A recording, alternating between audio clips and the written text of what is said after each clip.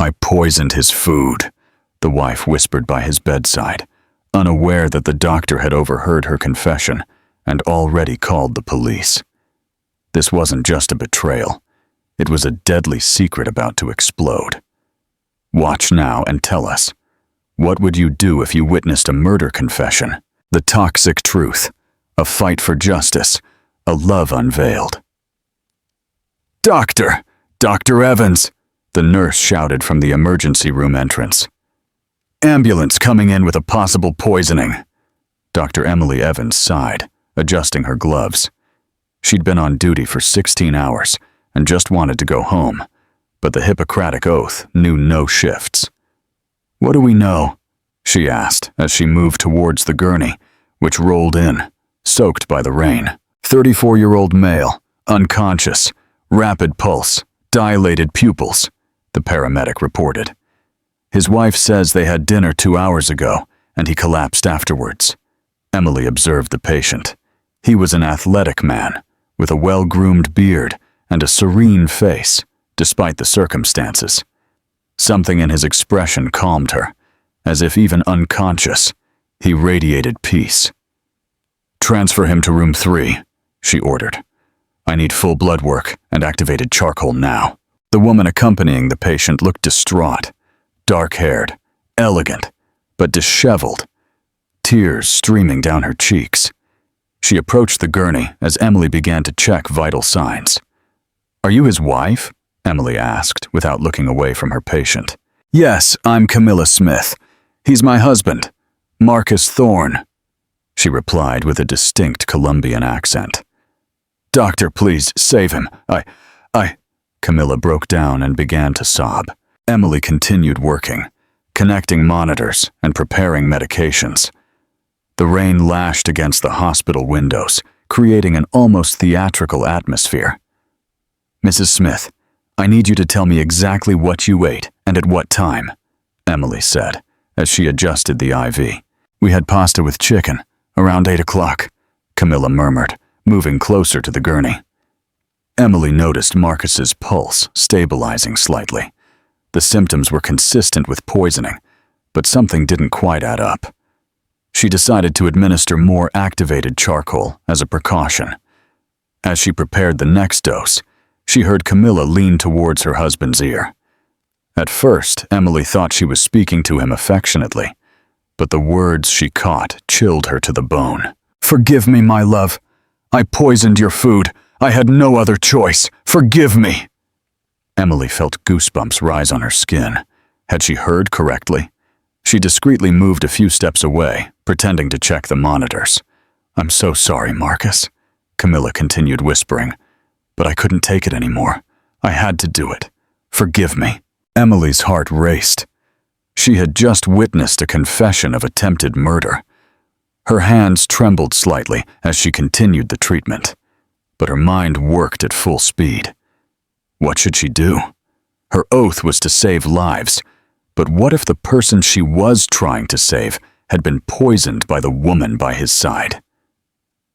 Discreetly, she moved a few steps away and gestured to the nurse. "Call security and the police," she whispered, "discreetly, and have them come now." And the nurse looked confused, but nodded and headed towards the phone. Emily returned to Marcus, who seemed to be responding better to treatment. His vital signs were stabilizing, but he still hadn't regained consciousness. "How is he?" Camilla asked, wiping her tears. "Stable for now," Emily replied, watching her carefully. "The analyses will tell us more." Camilla nodded and again approached her husband. Emily watched her closely, ready to intervene if she tried anything else. 5 minutes later, 2 police officers discreetly entered the room, followed by the hospital's head of security. "Dr. Evans?" one of the officers asked quietly. "We were told there was a situation." Emily moved aside with them to a corner. "I heard the wife confess to the patient that she poisoned him," she whispered. "She explicitly said, 'I poisoned his food.'" The officers exchanged serious glances. "Are you sure of what you heard?" the second officer asked. "Completely sure. You need to arrest her. but let me fully stabilize the patient first. Just as the officers headed towards Camilla, Marcus slowly opened his eyes. Emily rushed towards him, but what happened next left her speechless. Marcus looked directly into her eyes and whispered in a hoarse but clear voice, "Don't let them take her yet. I'm not poisoned. I'm a toxicologist. This is all part of a plan to gather evidence. Please, trust me." Emily felt the world reel. What kind of situation was this? A stunning twist. The victim is a toxicologist, and the poisoning is part of a calculated plan. What dangerous secrets is Marcus trying to expose? Share your theories in the comments. Don't forget to like this video and subscribe for the thrilling revelations. Emily stood paralyzed, staring into Marcus's clear eyes, which held a mixture of plea and fierce determination. "What did you say?" she whispered, leaning closer. "Please, just give us 5 more minutes before they arrest Camilla," Marcus murmured. "I need her to finish confessing everything. Lives are at stake." The police approached, but Emily raised a hand. "Officers, the patient has just woken up. I need a few minutes to medically assess him before you proceed." "Doctor, you told us that." "I know what I said, but now I need to do my job," she interrupted firmly. "Give me 5 minutes." The officers reluctantly backed off. Emily turned to Marcus, who was trying to sit up. "Don't move," she ordered him. "Explain what's happening here. Now." Marcus looked towards Camilla, who was still silently weeping, oblivious to the conversation.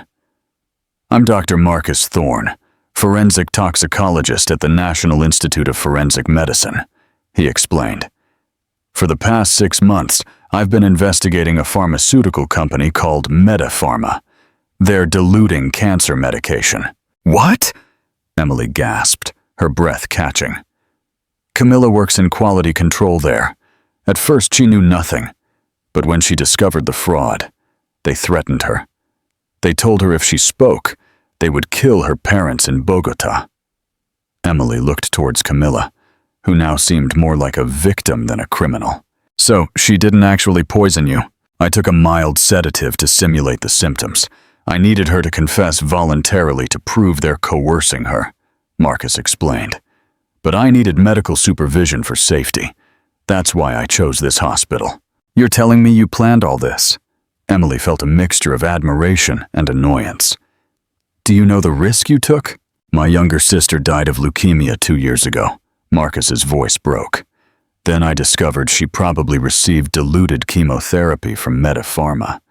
It couldn't be a coincidence that she didn't respond to treatment." Emily's heart ached. The determination in Marcus's eyes told her he was willing to do anything for justice. "Marcus?" Camilla approached, wiping her tears. "Are you okay? I thought—" "I'm fine, love. But you need to tell the doctor what you told me. Everything." Camilla looked at Emily with distrust. "Can she be trusted?" "If it weren't for her, this plan wouldn't have worked," Marcus replied. "We need her help." Emily sat in the chair beside the bed. Her shift had ended hours ago, but something told her this night would change her life. "Mrs. Smith, Camilla, tell me what's really happening." Camilla took a deep breath. "I've worked at Metapharma for 3 years. 6 months ago, I noticed irregularities in the oncology drugs. The active ingredients were below normal levels. Did you tell anyone?" "I told my supervisor, but they told me to be quiet. Then the CEO, Mr. Richard Douglas, summoned me privately." Camilla trembled at the memory. "He showed me photos of my parents in Bogota. He told me he knew where they lived, where they shopped, what time they left home." "My God," Emily murmured. "He told me that if I spoke, they would be the first to die, that he would then come for Marcus and me." Emily looked at Marcus, who was clenching his fists. "And how did you find out about all this?" "Camilla came home crying one night. At first she didn't want to tell me anything, but when she finally told me the truth, I decided to investigate on my own," Marcus explained. "I used my contacts in forensic medicine to get samples of the drugs. The analyses confirmed Camilla's suspicions," he continued. The drugs have between 30 and 40% less of the declared active ingredient. Do you know how many patients have been affected? Hundreds, maybe thousands, Marcus replied bitterly. Children, adults, the elderly, all receiving treatments that were useless. Emily got up and began to pace the room. As a doctor, the idea that someone could profit from the suffering of cancer patients infuriated her. What do you need from me? She finally asked. Your testimony as a doctor about what you heard, Marcus replied. And perhaps your help to document the medical impact on patients. Marcus, this is very dangerous. If Douglas is capable of threatening families, that's why we need to act quickly and intelligently, Marcus interrupted. Camilla's confession is just the beginning. Emily looked at the police officers who were waiting impatiently. What do I tell them? The truth, that Camilla confessed under duress and that there's a larger investigation underway, Marcus replied. Officers, Emily called out. I need to speak with you. As she explained the situation to the police, Emily couldn't help but admire Marcus's courage. He had risked his life to obtain evidence against powerful criminals. When she finished speaking with the officers, she returned to Marcus. The police are going to contact the Special Prosecutor's Office for Health Crimes. Camilla will be a protected witness for now. Thank you, Marcus said, taking her hand. I know you didn't have to get involved in this. Emily felt a strange warmth at his touch. There was something about Marcus that attracted her beyond his noble cause. As a doctor, I couldn't stay silent, she responded. And as a person, I believe what you're doing is right. Marcus smiled for the first time all night. Will you help us then? Emily looked at Camilla, who was watching her hopefully, and then at Marcus. Her orderly, predictable life was about to change forever. Yes, she replied. I'm going to help you both. A doctor drawn into a dangerous fight for justice. Would you risk your life and career to expose such a massive crime? How do you think this shared peril will affect Emily and Marcus's budding connection? Share your thoughts in the comments. Don't forget to like this video and subscribe for the thrilling journey ahead. 3 weeks after the incident at the hospital, Emily found herself reviewing medical records in a small office the prosecutor's office had set up for the investigation. Marcus was sitting opposite her, analyzing drug samples with a magnifying glass. Look at this, Marcus said, holding up a vial. This batch of chemotherapy for childhood leukemia has only 25% of the active ingredient. It's practically expensive water. Emily felt a knot in her stomach. In recent weeks, she had met dozens of families affected by the Metapharma scandal. Each story was more heartbreaking than the last. Do you remember Mrs. Rodriguez? She asked. Her 8-year-old son was in treatment for 6 months with no improvement. When in reality the medication was useless, Marcus completed. Angrily, that child lost valuable months of real treatment. Emily observed him as he spoke. In these weeks, she had come to know Marcus beyond his initial determination. He was a brilliant man, passionate about justice, but also gentle and meticulous with every detail. There was something in the way he cared about each affected patient that made her admire him more each day. How is Camilla? She asked, trying to focus her mind on the work. Nervous. Tomorrow she has to testify before the grand jury. Douglas has intensified the threats, Marcus said, rubbing his temples. Yesterday they sent flowers to her parents' house in Bogota. The message was clear. The prosecutor's office can't do anything more to protect her. They're doing what they can, but Douglas has resources and contacts. It's not easy fighting someone like that. Emily got up and walked to the window. The city stretched before her, and she thought of all the patients who, at that moment, were unknowingly receiving fake medication. Marcus, do you ever doubt what we're doing? She asked, without turning around. I mean, because of the danger it poses. Marcus stood up and positioned himself behind her. Emily felt his close presence, and her heart quickened. Every day, he replied, But then I remember my sister Sophia in the hospital, asking me why she wasn't getting better. And I remember all the patients we've interviewed these weeks. I can't let more people suffer. Emily turned to look at him. They were very close, and for a moment she got lost in his dark eyes. You're a good person, Marcus Thorne. You too, Emily Evans. I don't know what we would have done without you. The moment became intimate, charged with a tension that had been growing between them for weeks. Emily realized that her feelings for Marcus had evolved beyond professional admiration. Marcus moved a little closer, and Emily didn't pull away. It seemed like they were about to kiss when the office phone rang. Both quickly separated. Emily answered, her cheeks flushed. Dr. Evans. It was Camilla's voice. I need to speak to Marcus urgently. He's here, Emily responded, passing him the receiver. What's wrong? Marcus asked. Are you okay?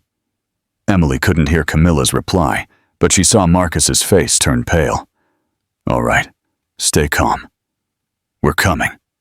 He hung up the phone. Camilla's at the hospital.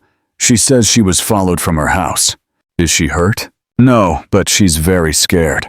She thinks Douglas will try something before tomorrow's testimony. Emily grabbed her jacket and car keys. Let's go. On the way to the hospital, Emily couldn't help but think about what had almost happened in the office. She had almost kissed a married man, and that went against all her principles.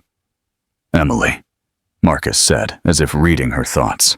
About what happened in the office, nothing happened, she interrupted. We're under a lot of pressure. It's normal for emotions to get confused. Do you think so? What are confused emotions? Emily glanced at him. There was something in his tone that made her think Marcus felt the same way she did. Marcus, you're married, she finally said. And even if you weren't, we're in the middle of a dangerous investigation. It's not the time for what? To complicate things more than they already are. Marcus was silent for a moment. You're right, but I can't deny there's something between us. I can't deny it either, Emily admitted. But we can't act on it. Not now. They arrived at the hospital and found Camilla in the waiting room, accompanied by 2 protection officers. What happened? Marcus asked. 2 men followed me from the house here. When I realized, I ran to the hospital because I knew I'd be safe. Did you recognize them? No. But they looked like thugs. Marcus, I think we should cancel tomorrow's testimony. I'm scared, Emily observed the interaction between Marcus and Camilla. There was affection, but no passion. It was more like siblings than spouses. Camilla, if you don't testify tomorrow, Douglas will win, Marcus said, and more people will die. But if I testify, maybe we'll die. The prosecution will protect you, and after tomorrow, everything will be over. Camilla shook her head. It won't be over, Marcus. Men like Douglas don't give up easily. As if her words were prophetic, one of the protection officers received a call. His expression turned grim. Mrs. Smith, we need to move you now. We have information that they're going to try something here. What?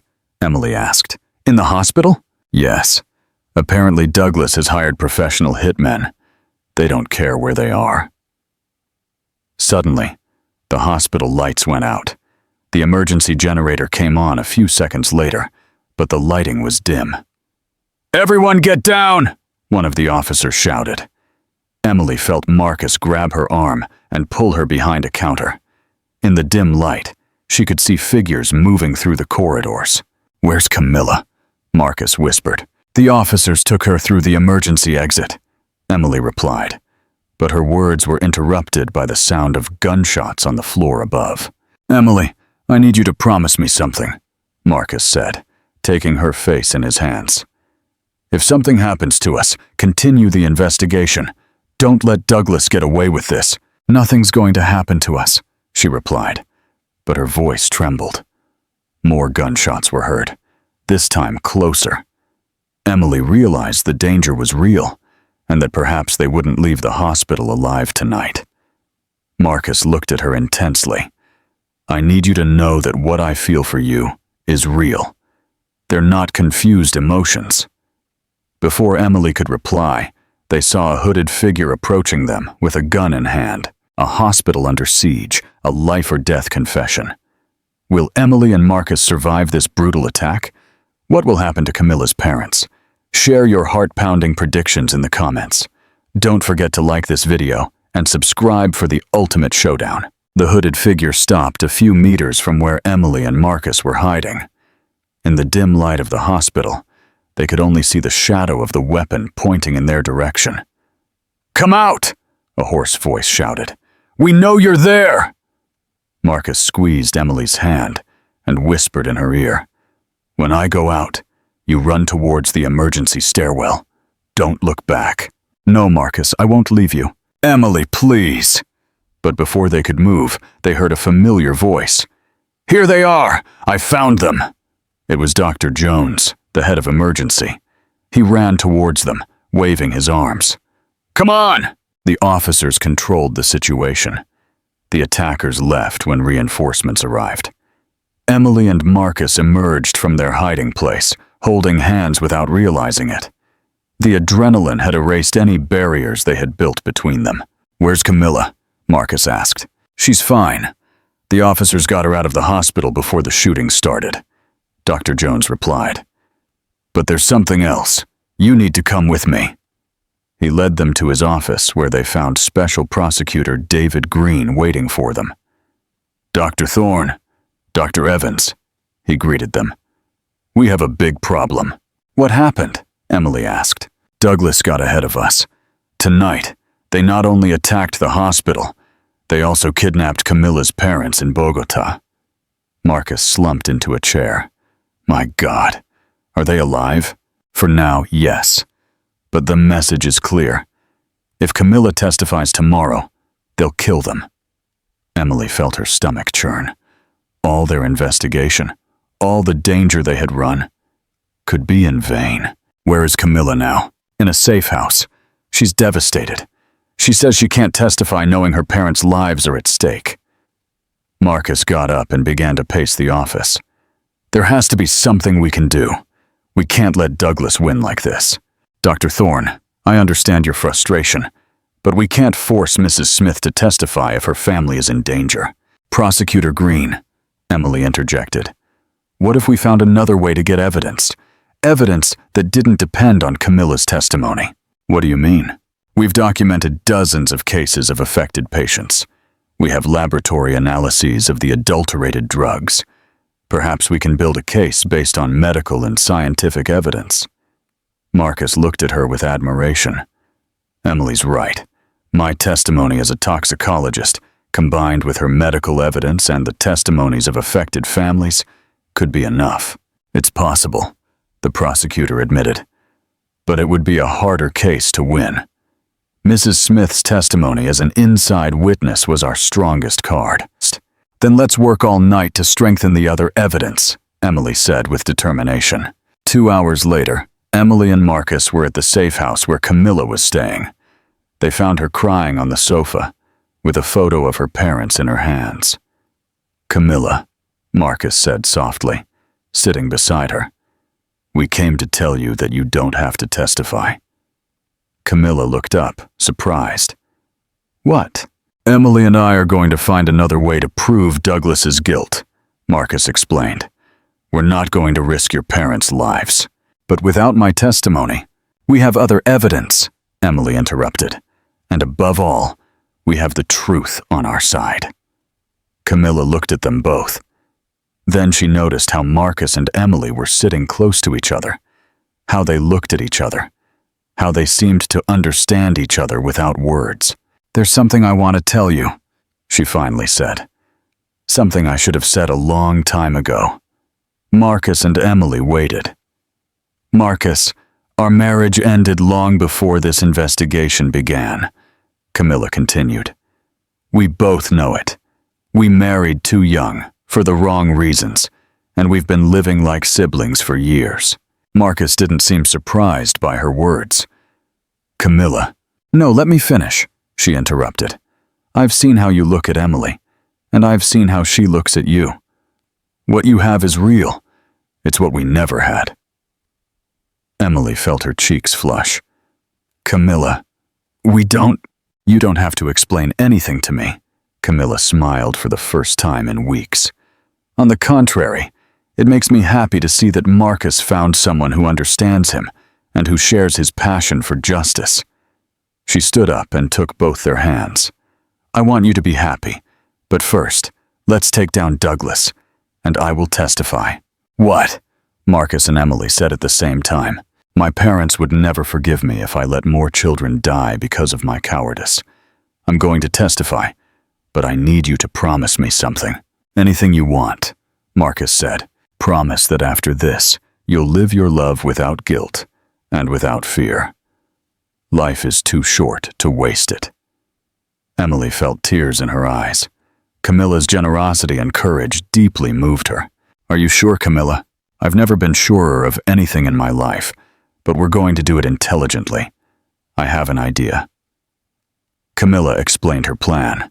It was risky, but it could work. It involved using contacts in Colombia to rescue her parents before the testimony, while she would testify by video conference from a secure location. It's dangerous, Marcus said. Everything we've done has been dangerous, Camilla replied.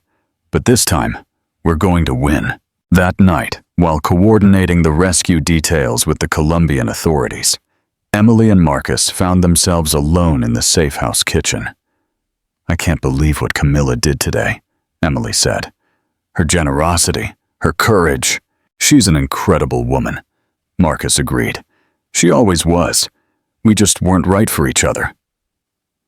They looked at each other in silence for a moment. Marcus, when this is over, when the trial ends and Douglas is in prison, what's going to happen to us? Marcus approached her and took her hands. What should have happened from the moment we met at the hospital? We're going to be together. And Camilla is going to rebuild her life. She already told me she wants a divorce, and I agree. We both deserve to be happy. Emily felt she could finally breathe freely. I love you, Marcus Thorne, she whispered. And I love you, Emily Evans, he replied, finally kissing her. It was a kiss full of promises, of dreams, of a future they could finally build together. But it was also a kiss that sealed their commitment to finish the fight they had started. The next day, everything would change. But that night, for the first time in months, everyone slept with hope, a powerful confession, and a love finally acknowledged amidst chaos. Do you believe Camilla's plan will work? What do you hope for Emily and Marcus's future? Share your heartfelt predictions in the comments. Don't forget to like this video and subscribe for the epic conclusion. 6 months after the successful rescue of Camilla's parents in Bogotá, the courtroom was packed. The media had dubbed the case the trial of the century due to the magnitude of the pharmaceutical fraud uncovered. Emily sat in the second row, watching Marcus review his notes one last time before taking the stand. In these months, they had worked tirelessly together to prepare the scientific evidence for the case. Nervous? She asked him quietly. A little, Marcus admitted, but remembering why we're here gives me strength. At the defendant's table, Richard Douglas looked calm, surrounded by his expensive lawyers. His cold eyes swept the room as if everything were a mere formality. Prosecutor Green rose to make his opening statement. Ladies and gentlemen of the jury, over the next few weeks, you will hear about one of the most despicable frauds in our country's history. The accused, Richard Douglas, along with his company Medipharma, deliberately diluted cancer medications to increase their profits, regardless that their victims were children and adults, fighting for their lives. The first witness was Camilla, who appeared by video conference from her new residence in a protected country. Her testimony was devastating. Douglas showed me photos of my parents, she declared in a firm voice. He explicitly told me, if you speak, they will disappear, and then you and your husband. It wasn't an empty threat. He had killed before. Douglas's lawyers tried to discredit her testimony, but Camilla remained serene and consistent. Her courage was evident to everyone in the room. Next, Marcus followed with his technical testimony. "Dr. Thorne," the prosecutor asked, "can you explain to the jury what you found in your analysis of Metapharma's drugs?" "The analyzed medications contained between 25 and 40% less of the declared active ingredient," Marcus replied. "For a cancer patient, this is equivalent to receiving no treatment at all. What are the medical consequences of this situation? Disease progression, metastasis, and, in many cases, death." Marcus's voice broke slightly. "My own sister may have been a victim of this fraud." When it was Emily's turn, she approached the stand with a folder full of patient records. "Dr. Evans," the prosecutor said, "can you tell us about the patients you interviewed during the investigation?" "I interviewed 128 affected families," Emily replied. "Each case is heartbreaking, but there's one I'll never forget." She opened the folder and took out a photo. "This is Sebastian, 7 years old. He received diluted chemotherapy from Metapharma for 8 months. When he finally received real medication from another laboratory, it was already too late." Absolute silence fell in the room. Some jury members had tears in their eyes. "Sebastian died 3 months ago. His last question to his mum was why the medicines hadn't cured him." The defense lawyer tried to object, but the judge silenced him. For 3 weeks, the testimonies continued. Entire families took the stand to recount how Metapharma's fraud had destroyed their lives. Oncologists described the frustration of seeing their patients worsen without understanding why. But the real surprise came during the 3rd week of the trial. An older man approached Prosecutor Green during a recess. "I'm Dr. Albert Ramirez, former medical director of Metapharma," he introduced himself. "I have information that may be useful." "What kind of information?" "Douglas wasn't working alone. There's an international network of pharmaceutical companies doing the same thing throughout Latin America." The prosecutor froze. "Are you willing to testify?" "Yes, but there's more. I have documents that prove bribes to health officials in several countries. Mexico, Colombia, Argentina, Peru. The corruption reaches even the health ministries." This revelation completely changed the scope of the trial. What had begun as a national case turned into an international scandal. The prosecutor requested a temporary suspension to investigate the new evidence. During that pause, Emily and Marcus worked day and night, helping to coordinate investigations in other countries. "I can't believe the magnitude of this," Emily said one night, as they reviewed documents in their new apartment. "Thousands of people across Latin America. That's why it was worth risking everything," Marcus replied, hugging her. "It wasn't just for my sister or for the patients in Mexico, it was for everyone." When the trial resumed, Dr. Ramirez's testimony was devastating. He presented contracts, emails, recordings of conversations, and bank transfers that showed a network of corruption extending across the continent. Douglas boasted that he had half the government on his payroll, Ramirez declared. He said he could do whatever he wanted because no one would dare touch him. Douglas's defense collapsed. His lawyers tried to negotiate a deal, but Prosecutor Green refused. "This man has caused the death of thousands of people," he declared. "There will be no deals." On the day of the verdict, the courtroom was even more crowded than on the first day. Journalists from all over Latin America had come to cover the decision. Emily took Marcus's hand as they waited. Almost a year had passed since that rainy night in the hospital, and now they were about to see if it had all been worth it. "The jury has reached a verdict," the judge announced. "In the case of the state versus Richard Douglas and Metapharma, on the charge of aggravated homicide, guilty." The room erupted in applause. Emily hugged Marcus, both crying with joy and relief. "On the charge of pharmaceutical fraud, guilty. On the charge of criminal association, guilty." Douglas slumped in his chair. His lawyers tried to console him, but it was evident he had lost completely. "Richard Douglas, the judge said. "For the crimes of which you have been found guilty, I sentence you to 25 years in prison, with no possibility of parole. Additionally, Medipharma must pay 3 billion pesos in reparations to the affected families." After the sentence, Emily and Marcus left the courthouse hand in hand.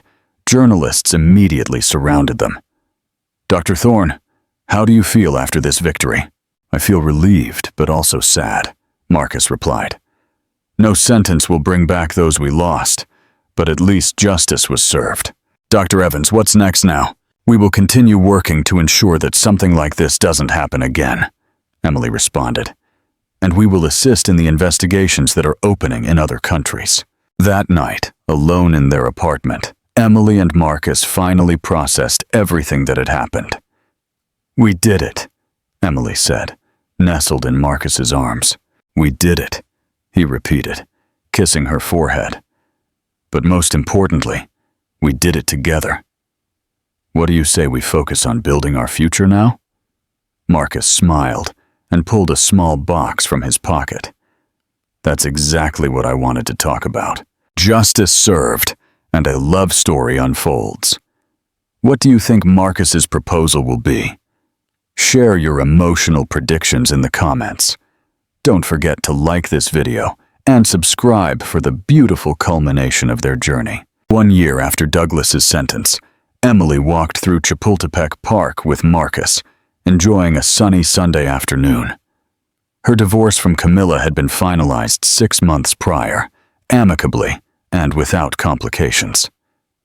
"Can you imagine that 2 years ago I was just an emergency doctor who wanted to go home after a long shift?" Emily said, smiling. "And I was a toxicologist obsessed with justice who didn't know how to truly fall in love," Marcus replied, squeezing her hand. "Look how everything changed." In these months, they had received invitations to speak at medical conferences across Latin America. Their story had become a symbol of how determination and love could overcome the most powerful corruption. "Marcus, are you sure you want us to go together to the conference in Bogotá next week?" Emily asked.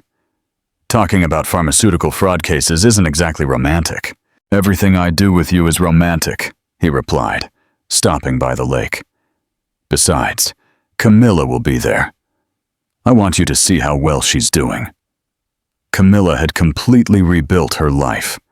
She now worked as a pharmaceutical ethics consultant for the World Health Organization and had started a relationship with a Canadian epidemiologist she met during a conference in Geneva. "It makes me so happy that she's happy," Emily said sincerely. "She's an extraordinary woman."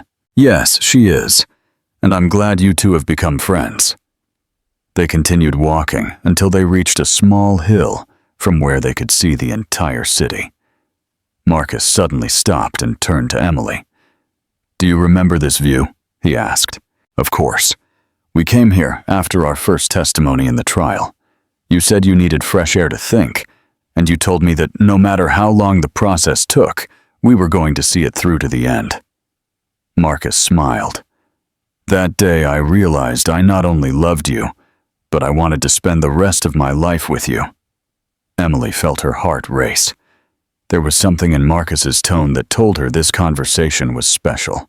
"Marcus, Emily, these past 2 years have been the most intense and beautiful of my life," he continued. "We have fought together. We have risked our lives together. And we have seen how our love grew even in the most difficult moments." He knelt down and pulled out the small box Emily had seen the night of the sentencing. "Emily Evans, will you marry me?" Emily covered her mouth with her hands, tears of happiness streaming down her cheeks. "Yes, of course, yes!" Marcus got up and kissed her as he slipped the ring on her finger. It was an emerald green stone, the same color as the medical uniforms they wore the night they met. "It's perfect," Emily whispered. "Everything is perfect." Several people in this park began to applaud upon seeing the proposal. An elderly couple approached to congratulate them. "How beautiful," the lady said. "You can see how much you love each other." "It's a very long story," Emily replied, radiant with happiness. The best stories always are, the gentleman retorted. We wish you much happiness. That night, they celebrated at the same restaurant where they had their first official date, after Marcus's divorce was finalized. Have you thought about where you want the wedding to be? Marcus asked. I have a crazy idea, Emily said. How about at the hospital? Seriously? In the rooftop garden. That's where everything started for us. Besides, that's where we're really ourselves. Marcus smiled excitedly. I love the idea. We could invite all the families we met during the investigation. Let it be a celebration not only of our love, but of the justice we achieved together. And we could ask for donations to a fund to help low-income cancer patients, Emily added. You're incredible, Marcus said, taking her hands across the table. How was I so lucky to find you? Luck had nothing to do with it, Emily responded. It was destiny. Everything we went through, all the pain and danger, was worth it to get to this moment. 3 months later, the rooftop of the General Hospital of Mexico was decorated with white flowers and golden lights. The view of the city at sunset created a magical atmosphere. Emily walked towards the makeshift altar between the ventilation machines, accompanied by her father. Her dress was simple, but elegant, and she carried a bouquet of white flowers with an emerald green ribbon. Marcus waited for her next to Dr. Jones, who had agreed to officiate the ceremony after obtaining the necessary permits. There were tears in his eyes as he saw Emily approach. Among the guests were Camilla and her new partner, many of the families they had met during the investigation, colleagues from the hospital, and even some of the prosecutors who had worked on the case. Dear friends, Dr. Jones began, we are here to celebrate not only the love between Emily and Marcus, but also the triumph of justice and hope over darkness. The vows they exchanged were emotional and personal. Emily, Marcus said, you taught me that true love is not just about sharing happy moments, but about fighting together for what we believe in. I promise to be your partner in all the battles to come and celebrate all the victories with you. Marcus, Emily replied, you taught me that it's worth risking everything for justice and for love. I promise to be by your side always, in sickness and in health, in justice and in struggle, until death do us part. When they kissed as husband and wife, the entire hospital roof erupted in applause. The city lights began to turn on below, as if the entire metropolis celebrated with them. The reception was intimate and joyful. The families they had met during the investigation shared their stories of recovery and hope. Little Sebastian had survived after receiving real treatment, and his parents never stopped thanking the couple. You gave us back our faith, Sebastian's mother said, not only in medicine, but in that good people can win. Camilla approached the newlyweds during dinner. I'm so happy for you, she said, hugging them both. Seeing how you love each other reminds me that true love does exist. You found yours too, Emily responded. It's clear David makes you very happy. Yes, but you two were my teachers. You taught me that sometimes you have to be brave to find true happiness.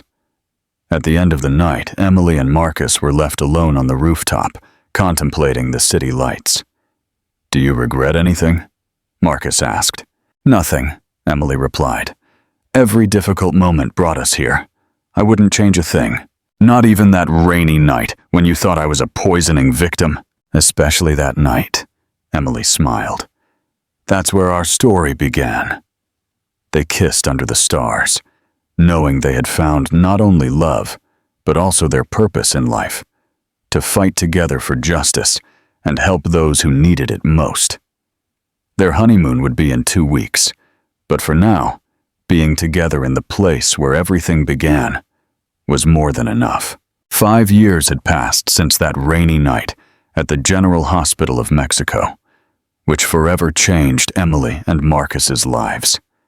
The morning sun filtered through the windows of the hospital's new medical ethics wing, which now bore a golden plaque that read, Medical Ethics and Pharmaceutical Transparency Center.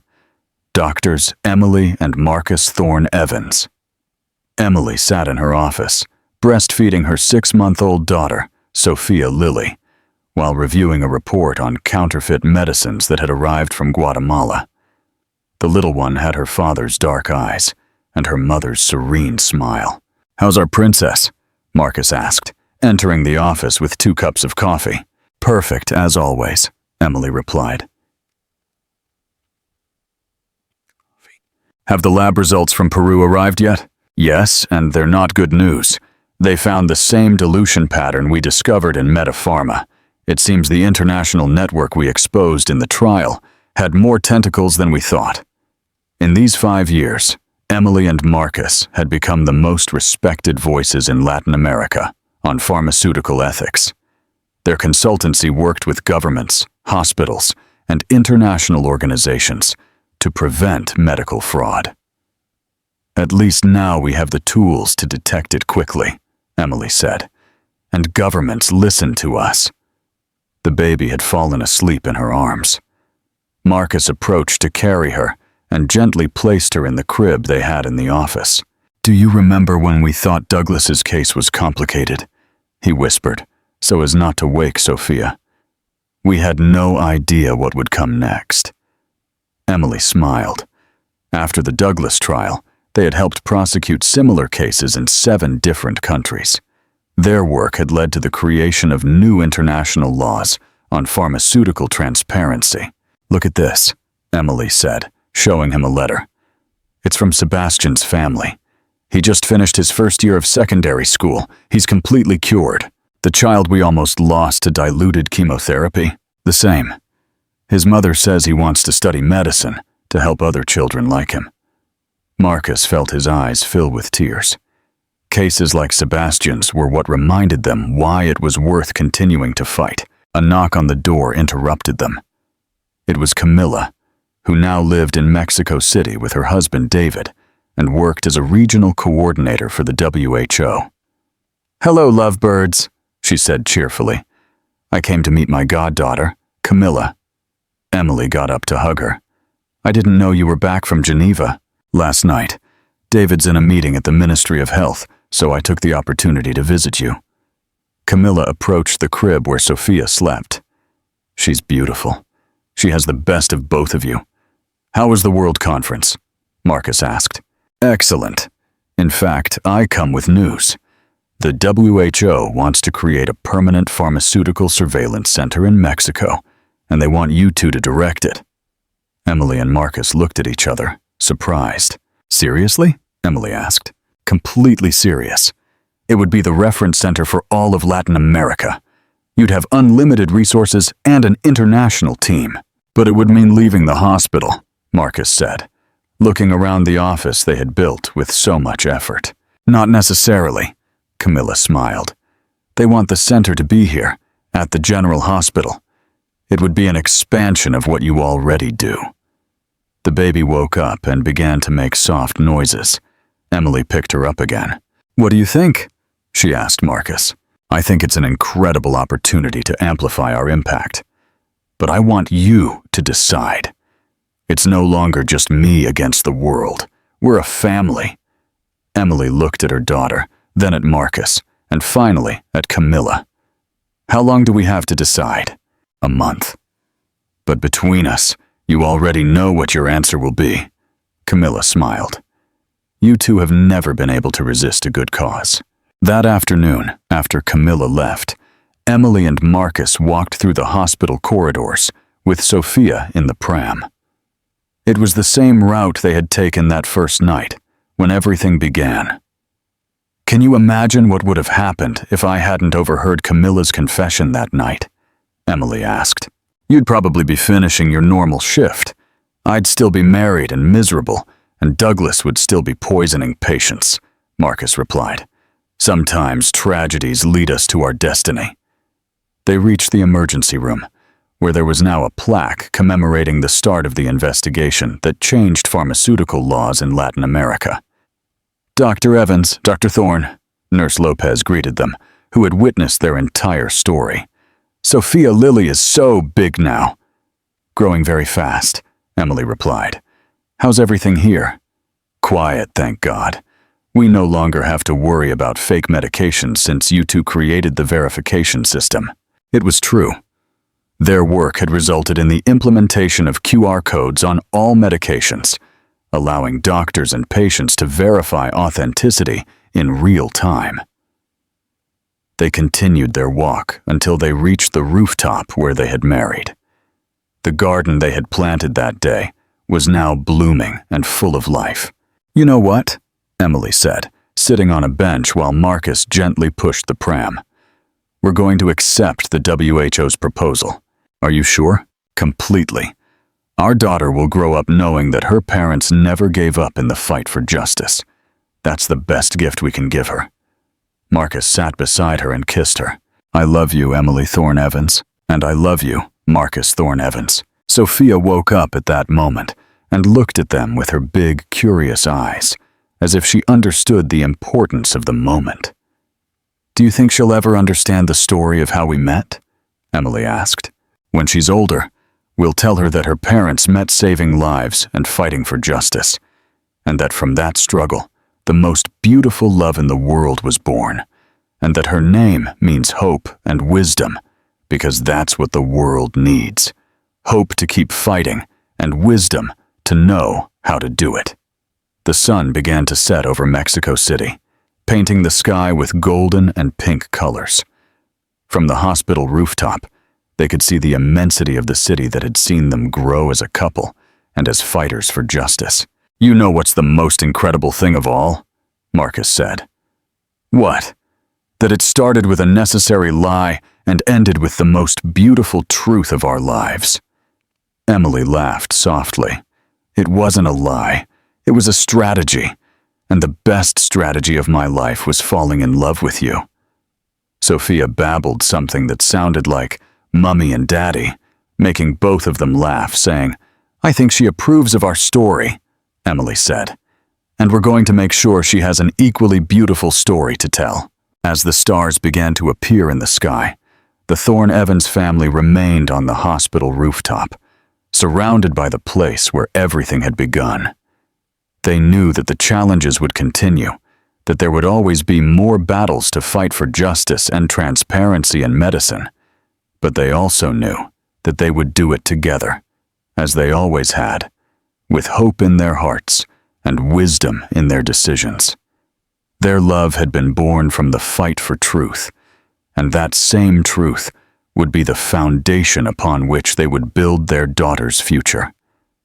The story that had begun with the words, "I poisoned his food," whispered on a rainy night, now continued with the laughter of a baby who represented the hope of a more just world.